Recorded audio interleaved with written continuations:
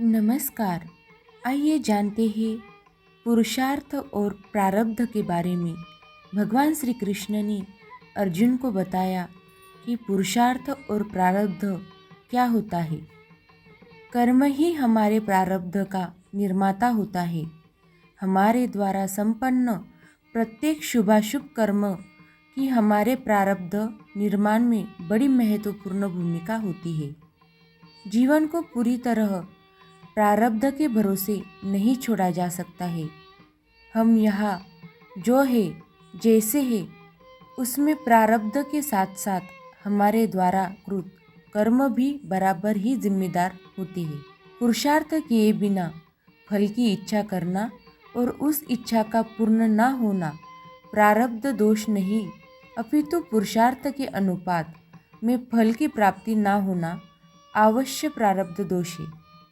कभी कभी जिस अनुपात में पुरुषार्थ किया जाता है उस अनुपात में फल की प्राप्ति नहीं हो पाती, यही हमारा प्रारब्ध है। भगवान श्री कृष्ण वे अर्जुन को बार बार यही समझा रहे हैं कि अर्जुन सतत शुभ और श्रेष्ठ कर्म करते रहो ताकि तुम्हारा कर्म ही तुम्हारा योग बन जाए। जहाँ कर्म ही योग बन जाता है वहाँ योगेश्वर को भी आते देर नहीं लगती। कर्मशील लोग अपने प्रारब्ध के निर्माता स्वयं होते हैं।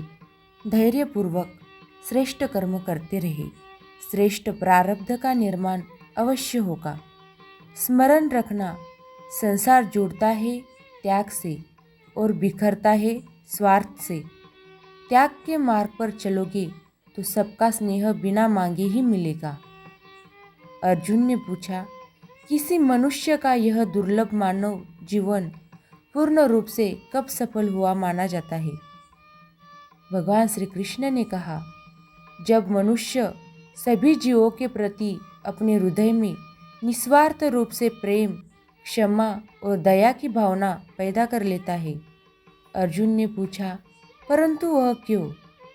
श्री कृष्ण ने कहा, क्योंकि जब किसी मनुष्य के मन में किसी भी जीव के प्रति किसी प्रकार की कोई द्वेष की भावना नहीं रह जाती, तब वह सब प्रकार से सांसारिक बंधनों से सदा के लिए मुक्त हो जाता है। और यही इस मानव जीवन का एकमात्र उद्देश्य भी है, जो उस मनुष्य द्वारा ऐसा करने पर प्राप्त कर लिया जाता है।